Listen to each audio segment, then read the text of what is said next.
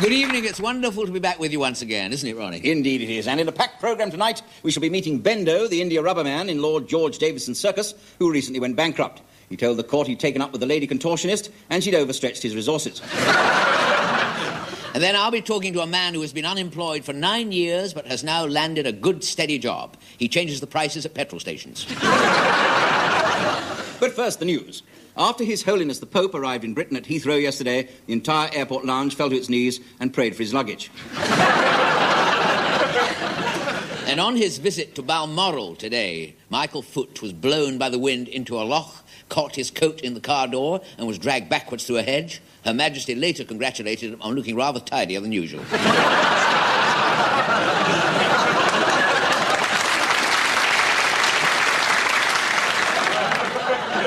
The House of Commons was sealed off today after police chased an escaped lunatic through the front door during Prime Minister's question time. A spokesman at Scotland Yard said it was like looking for a needle in a haystack. Finally, there was a short ceremony today at the house in Devonshire Place where Inigo Stott, the inventor of dental floss, was born. The Minister of Health gave a speech and unveiled a small piece of commemorative plaque. And now a sketch in which Mr. Ronnie Corbett plays the part of a man who crossed a submarine with a tambourine and formed the Salvation Navy.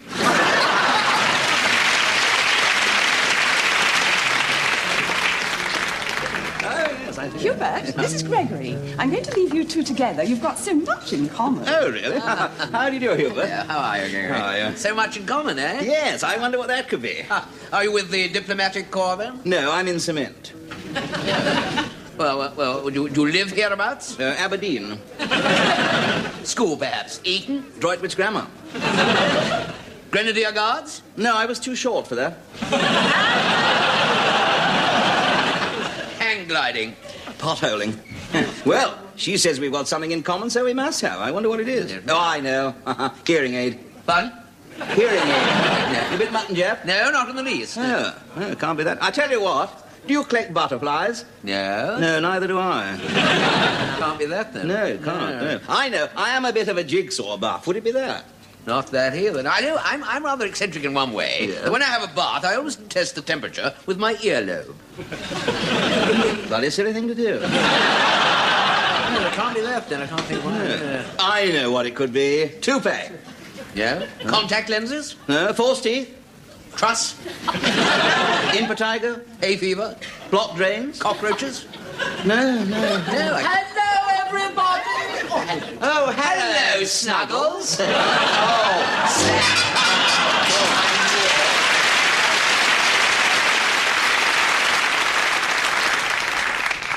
Good evening.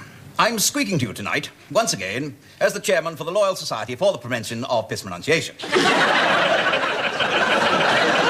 Society formed to help people who can't say their worms correctly. I myself often use the wrong worms, and that is why I was elected charming of the society.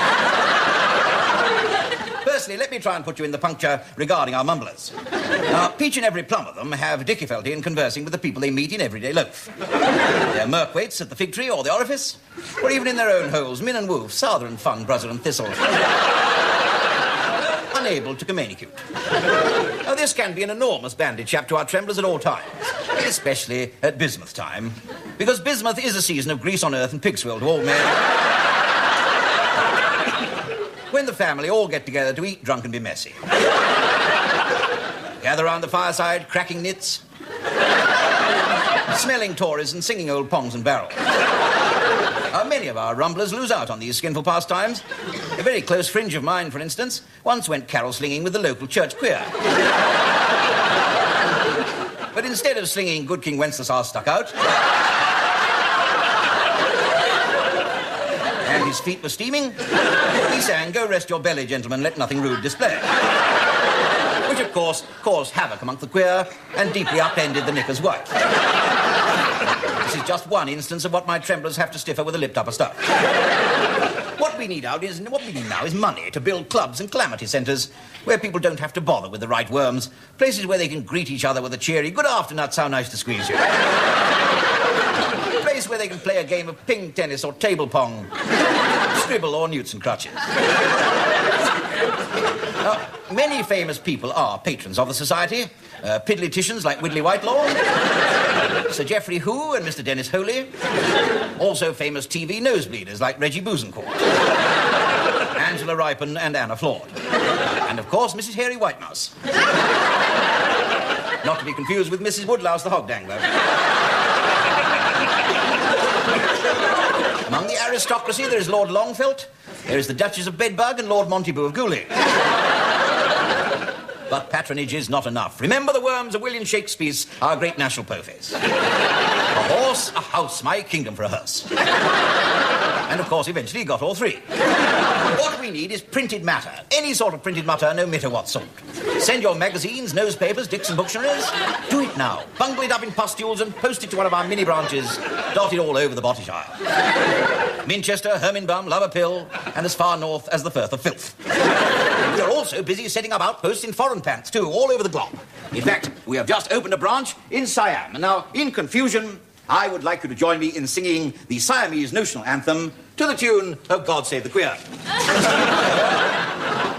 Oh, Watana Siam, oh, Watana Siam, I am the prince.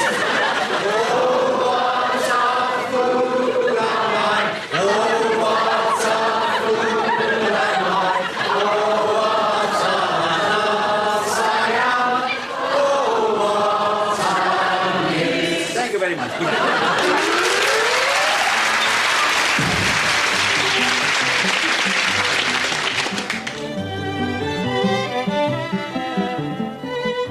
How's your daughter's husband? Oh, up and down. Quite, what is he, a window cleaner? Oh, he's a police reporter. What does that mean? Well, every week he has to report the police. Any kids yet? No, he's divorcing her for infidelity. Oh, dear. No, it's not her fault. She's short-sighted. She can't help it. It's just that she can't recognise her friends till they're right on top of her. Ladies and gentlemen, Randy Crawford.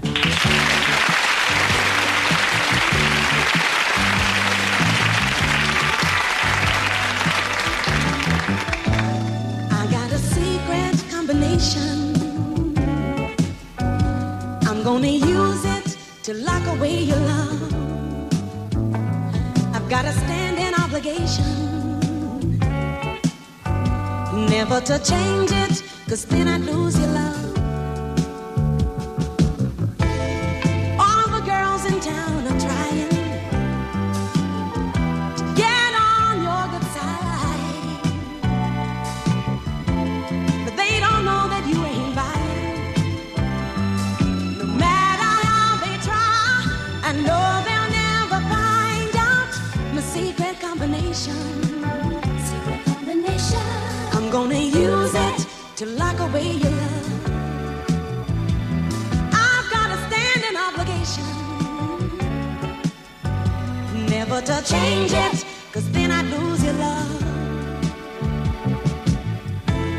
I bet they'd like to know my secrets, but I'm not telling no.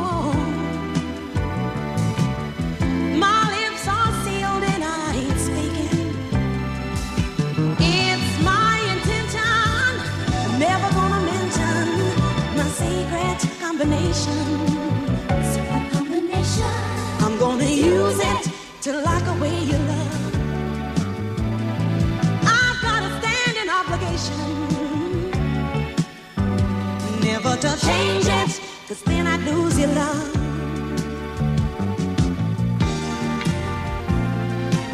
I'm not gonna tell anybody, never gonna say a single word.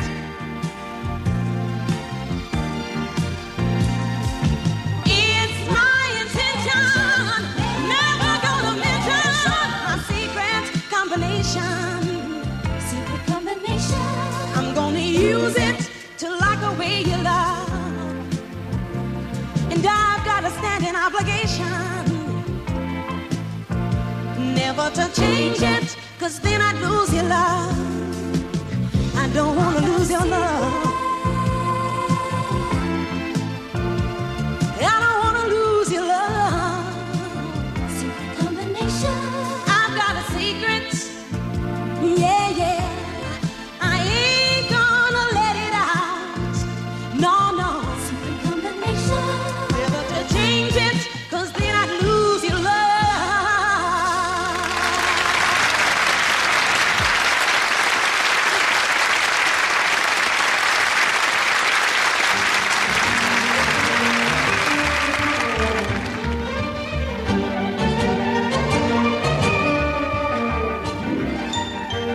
Piggy Malone and Charlie Farley, known in police circles as the thinking man's little and large, are at it again.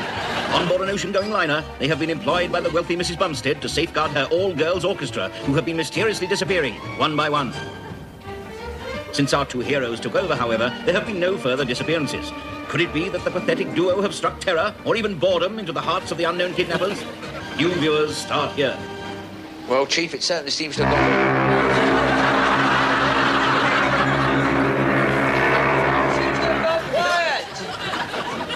Yeah, it has, yeah. Absolutely no one has disappeared since we come on board. No, nothing's happened at all. We should be docking in Madeira soon, too, according to the steward. To Bernard. Bernadette, more like. Sure, he puts nail varnish on his teeth. Still, it's been a very nice trip so far, isn't it? Oh, yes, mustn't grumble. Everything paid for? Yep, 20 quid a day and all you can eat. Right up your street, Chief. What do you mean, right up my street? I don't eat any more than the next man. Oh, come on, if the next man leaves any, you eat that naughty. All right. The point is, if it's free, why waste it? And the other point is, we are earning it. Our presence here, obviously, is deterring the kidnappers, isn't it? While we're about, nothing happens. It's happened. Another one gone, Barbara. She's the one with the big symbols, isn't she? They keep disappearing one by one. Or in her case, 2 by 2. When was this? Jane and June were checking her cabin. The place is a mess. And Barbara gone. She left a note saying, don't try and find me. You haven't met Jane and June, have you? Jane. June. Jane? June? June? Jane. They're not really twins. We just pretend they are. It's a good gimmick. And you say you've searched everywhere? But you can't search people's private cabins. That's where she'll be. But she went of her own free will. Do you know what I think? No? Shall I tell you what I think? I wish you would. There is just a chance that it might have some bearing on the case, Mrs. Grimstead. Bumstead. Granted. I think they've been drugged. What is more, I think the drug is such that it makes them only too willing. Willing? You know what I mean. Oh, very willing, you mean? Oh, that willing. Precisely. And I, for one, do not trust that barman in the Equator Bar. Shifty eyes. And I fancy his moustache is a false one. Oh, then the drugs might be in the drinks. We must put him to the test. The sooner, the better. You getting all this down, Charlie? Yes, Chief. What have we got so far? Mrs. Bumstead, willing, fancies the barman, sooner the better. Never mind all that. What we've got to do is to get a list of the girls' favourite drinks. Then we can move in on this shifty barman. Hey, we can do that. We're going to organise it now. And I'll bring it to your cabin later. Thank you very much, Mrs. Bearstead. Not Bear. Bumstead. As you wish. Come on, Charlie, we've got a bit of thinking to do. Have we? Well, you have. I'm going to have my tea. Thanks very much, Mrs. Bearskin. Bumskin! Bumskin!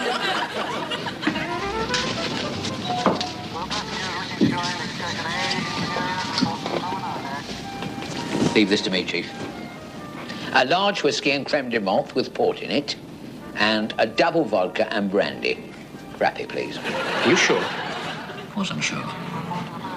Please yourself. What's all that about, Charlie? Well, look, there are 28 different drinks on this list the girls have given me, you see. Now, we're not going to have time to check them all one by one, are we? We have to do them in 2s and 3s. Ah, see. After this, you're having a rum and Chianti, and I'm going to have a pink gin and sherry. All sounds a bit concentrated for me, that does. I think I better have a light ale as a chaser.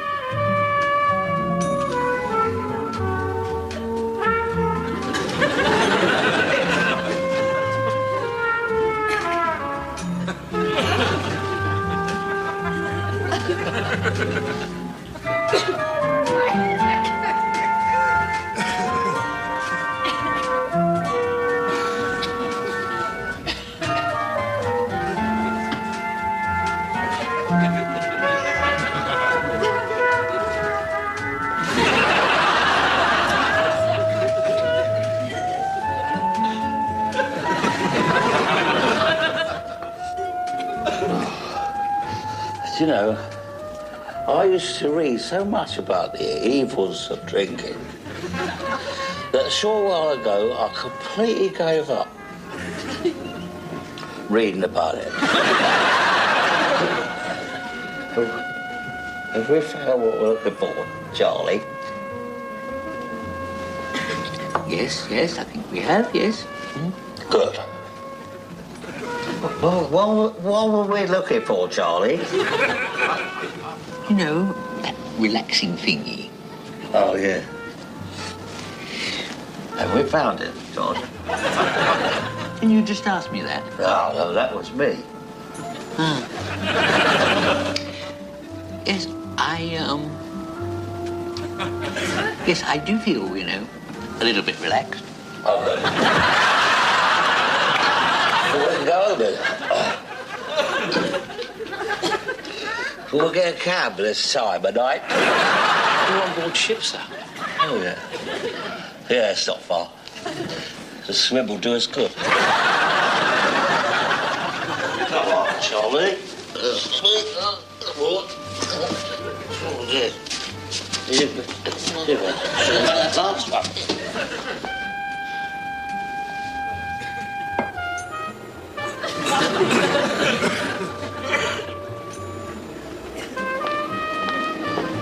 Come on. Oh. Where?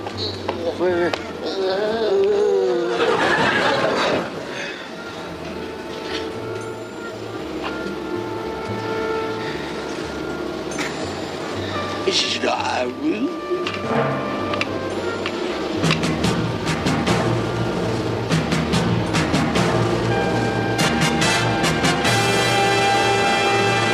You all right, boys? Well, we're in a reciprocal situation. He can talk, but he can't walk. I can walk, but I can't talk. So between us, neither of us can do both. None of us can do either. Isn't that right, Charlie? He's asleep. That's a funny sight. 4 twins. I think we better get you to bed. Oh, that's a good idea. That's a very civil of you, madam. Very civil of you. Very civil. I knew your mother. There. Come on, Charlie. Good night, all. And so the two pie-eyed private eyes find themselves being put to bed by the twin clarinetists, having failed once again to discover the mystery of the drugged kidnapped victims. Oh, was that my head? The girls did a thorough job, which in other circumstances could have been fun. But our pathetic heroes were too befuddled to realize that once again they'd been caught with their pants down.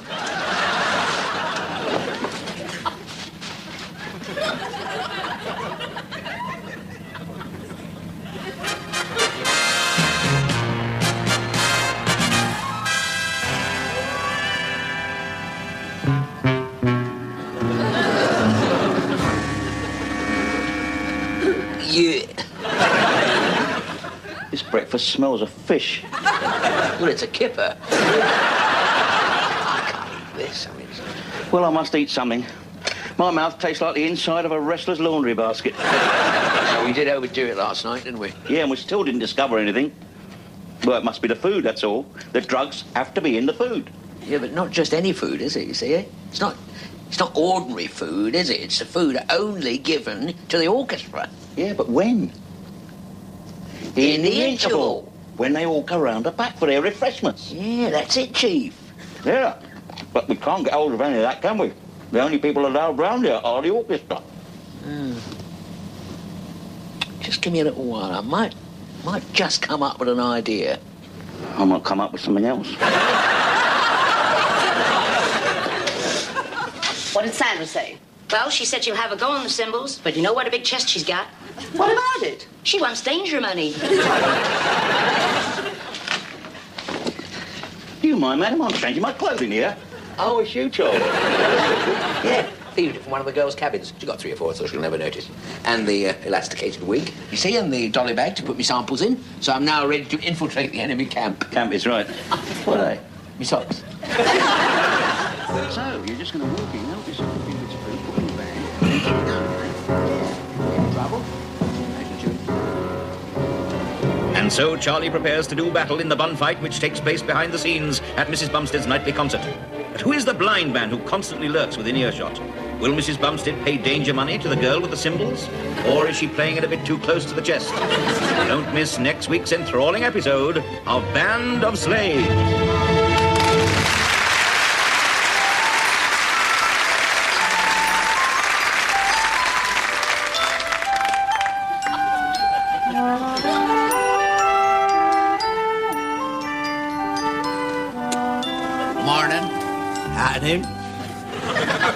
Nice evening, isn't it? Oh, yeah. It's a lovely evening. Mind you, it's not such a nice evening it was yesterday morning. No, yesterday morning's a real nice evening, wasn't it? Yeah. Was a nice evening yesterday morning. Yeah. I blame the weather, you know. Oh, I blame the government. Oh, yeah, and the government, yeah. We'd be better off without no government, you know, and we could do as we like. Are you the village idiot? Yeah. I'm the next village idiot. How do you know that? I mean, I'm the idiot from the next village. Oh, I see, yeah. Was you elected? No, I were picked. They put 3 names in the hat. They put the names of the 3 daftest people in the village in the hat, and mine were picked. Oh, who were the other 2? The vicar and the local MP. You were lucky to get the job then, weren't you? Mind you had an unfair advantage, you know, because my name were in the hat twice. How was that? It were my hat. How did you get the job? Oh, it was the one with the funniest nose. Oh. Yeah, they all picked mine. I wouldn't pick your nose. Well, I wouldn't pick yours. If you could do anything you wanted to do in the whole wide world, what would you like to do most? I'd go and pinch Rosie Bottom's apples. Don't you mean the other way round? Don't you mean you'd like to go and pinch Rosie Apple's bottom? No, George Bottom's Rosie. Is he? Lives over Wormholt way. Grows apples, big and rosy. Who is? His daughter. I'll go and pinch her apples, I would. I'd climb over her wall, I would. You sure she wouldn't mind? No, she's used to having her things pinched. You better be careful, she might pinch yours. Oh, no, I wear me thick corduroys. How is your wife? I haven't got a wife. I know that, but how is she anyway? She's very well. We're getting married next month. What, both of you? Oh, yes. Who to? Each other. There's a coincidence then. Yeah. Oh, yeah. Yes. She's getting married in white. Oh, yes. What colour will you be getting married in? Well, I'm getting married in my best suit. Yes, the one I got for my birthday. You get married in your birthday suit? Yeah, that's right, yeah. It'll need pressing, won't it? Will she be carrying anything up the aisle? Yeah, her father, most likely. I don't mean that. I mean like a wreath. Oh, yeah, she'll be carrying a big lump of apple blossom. Roses? Eh? Who? Rosie Bottom's blossom, her with the big apples. No, my bride'll have that. Big Rosie Bottom? She won't be there. Who? My wife Blossom will go up the aisle with roses holding her big bottom. Oh, well, I wish her joy then. Joy, the parson's daughter. Now, she has got big rosy apples. Oh, yes, I'm in love with her, Joy. I really am. I'm learning to write so I can write her a letter. I wrote her a letter, yeah. I got a letter here I wrote. There we go. Oh. Yeah? Is all that written by you? All wrote by me. Oh. What's it say? I don't know. I haven't learned to read yet. Here. That parson's a funny-looking bloke, isn't he? Hey? I wonder who picked his nose. I wonder who picked the parson's nose. Oh, I don't know. Roll on Christmas, I say. Well, I'm going to go home now. I'm going to plant some corn. Oh, do you grow corn? No, it grow by itself. I fertilise it. And the wife. Well, we all know about that. According to Burton did last year, it didn't grow at all last year. So small last year, the rooks had to get down on their hands and knees to eat it. Try sparrows. Well, I'm off. Oh, it's you, is it? I thought something. Will I see you here when I get back? No, no. Why's that? I'm coming with you. Oh,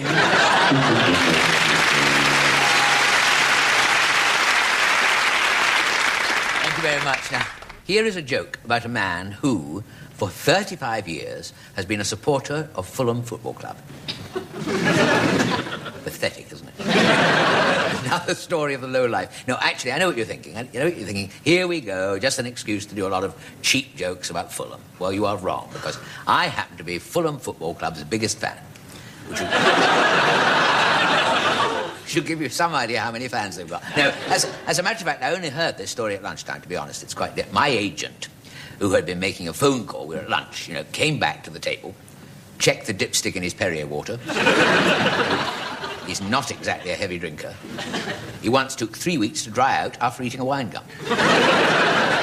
But he came back to the table with some rather exciting news, as I'm pleased to be able to tell you tonight, because I have just been picked, it's only been announced, but I've just been picked for the title role in the next Tarzan film.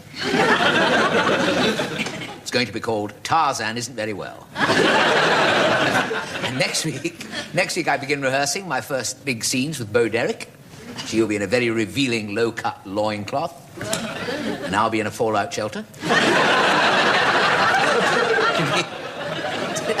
Oh, went very quiet there, didn't it? No, to be honest, I'm hoping it will buck me up a bit because I've been feeling very sort of tense this week. Now, I went to see the doctor about it, and he got out one of those things that test your blood pressure, a rates demand. Then he made me take off all my clothes, and he examined me from top to bottom. He said, "I'm sorry, I can't find anything wrong at all with you, Mrs. Corbett." Personally, I don't think he's got much idea. I asked him for something to slow me down. He gave me a pint of brake fluid. I know why I was feeling tense. It's this new house we moved into, I was telling you, and that we're still getting an awful lot of teething troubles. There's been some shrinkage in the woodwork. The other day, a fella put his hand under the front door and stole the dining room table. I digress. The joke is as I told you, in the bar, by my agent this time. As a matter of fact, to be honest, he told me 2 jokes. The other one was the story about a very rich oil tycoon who's deciding what to buy his 3 sons for Christmas. And the first son said he'd like a boat, so he bought him the QE2. And the second son said he'd like a music centre, so he bought him the Albert Hall. The youngest son said he'd like a cowboy outfit, so he bought him British Airways. Now, but that...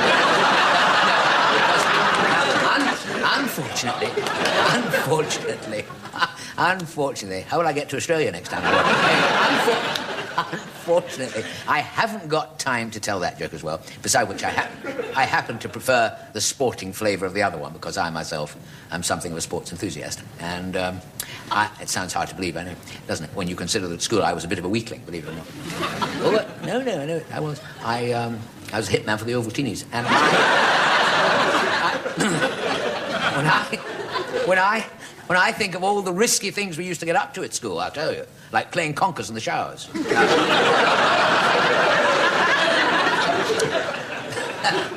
That really kept you on your toes. We returned to the chap who, you remember, supports Fulham. Now, one day, he goes along to the club secretary and he says, "I've supported your team religiously," he said, "all my life. And when I die, as a gesture of respect to the club, I'd like my ashes to be scattered all over the ground, the pitch, you see." So the secretary said, "Well, you know the rule. You know that spectators aren't really allowed onto the pitch." No, he said... No, he didn't say that. I just thought about it there. Anyway, he said, "I've got a better idea," the secretary said to him. He said, "I've got a better idea." He said, "Why don't you go and see a taxidermist?" Now, he sounds a little bit like my bank manager, to be honest. He said, "Why don't you go and see a taxidermist?" he said, "and arrange something with him." Well, then what we'll do, he said, when it's all over, he said, "we will sit you back in your old place in the stand every Saturday afternoon." So the chap agrees to this, and the years went by, and eventually the fateful day came round. He was sitting there, watching the Borgias. And he died in his sleep.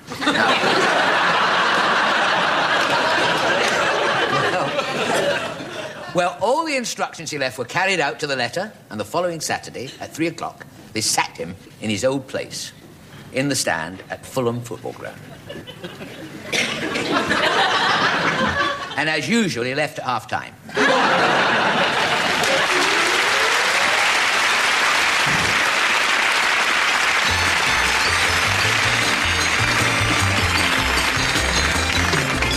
It's that great show national, it's that great show national. Tonight's gonna be some celebration. Cause it's all you're gonna see, cause the coast from KYC, from Nashville, Tennessee, on TV station. Gonna reach ya, gonna reach ya, gonna feature the stars big and bright. Gonna see some jubilee here on station KYC. Gonna get some good old hungry here tonight. And here he is, folks, the Kentucky Cowboy. Tall in the saddle and short in the breath. It's Mr. Slim Pittman. I'm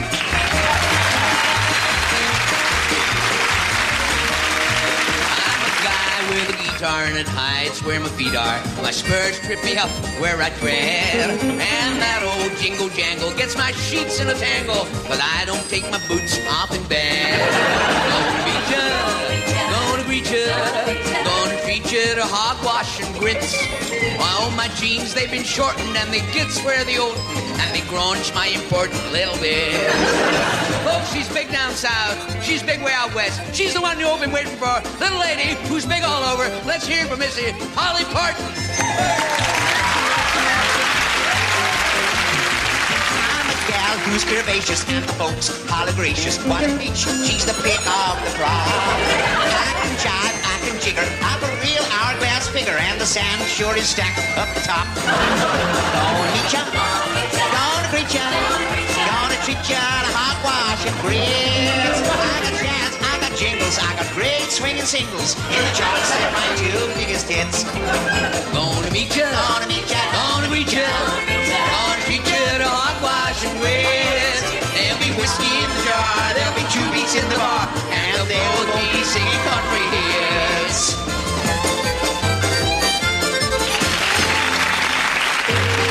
Little song about some folks who are really dear to me. Now I love my dear Ma, she's a real Texas dame. And we both love my pa, though we don't know his name. I love my grandpappy and my sister, of course. But best of all these, dang it, I love my horse. He's a 3-legged critter, but he's my best friend. With a smile in each eye and a grin at each end. So I keeps him in clover and I scratches his head. Cause he keeps me real warm when we're tucked up in bed.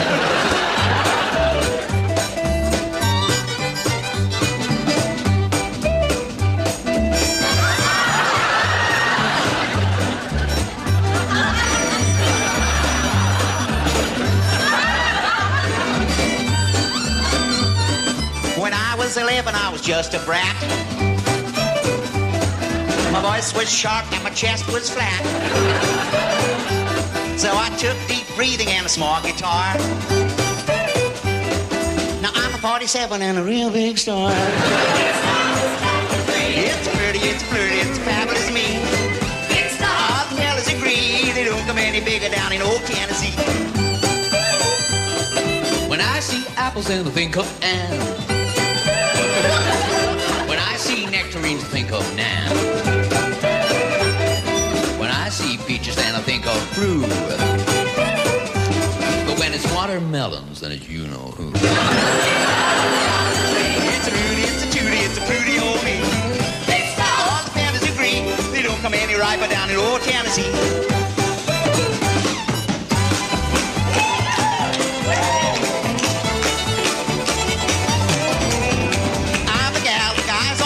She's a poker like a sofa. Give me country style with the best of friends. I'm called the country western king. Cause he gets crowned each time he sings. Country style is still the best of friends. Well, now, baby, baby, gonna shake my hip, gonna get that wild applause.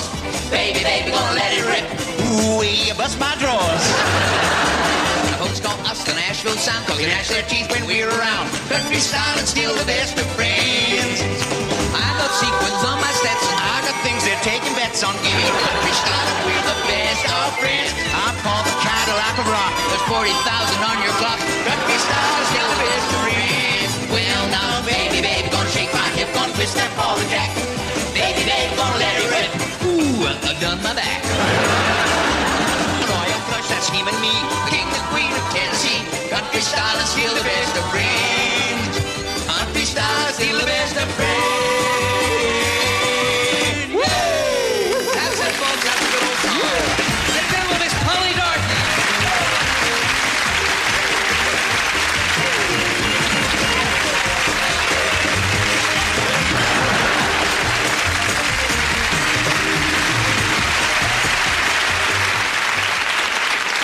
Well, that seems to be all we have time for tonight, doesn't it, Ronnie? Indeed it does, but before we go, a few late items of news. Many old music hall fans were present at the funeral today of Fred Chuckles Jenkins, Britain's oldest and unfunniest comedian.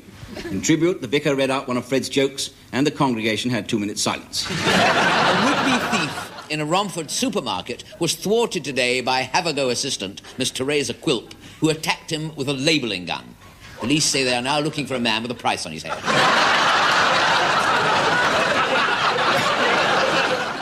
Finally, a committee of the United Nations has declared that next year will be the year of the gas man. The gas board says it won't be able to start until March at the earliest. Next week, in a packed programme, we'll be meeting the public footpath inspector who met a girl on Hampstead Heath and had his right of way with her. And I'll be talking to the man who made love with his wife 6 times in an hour and a half and amazed 2 of Britain's top doctors. They were sitting at the next table. Until then, it's good night from me. And it's good night from him. Good night. Good night.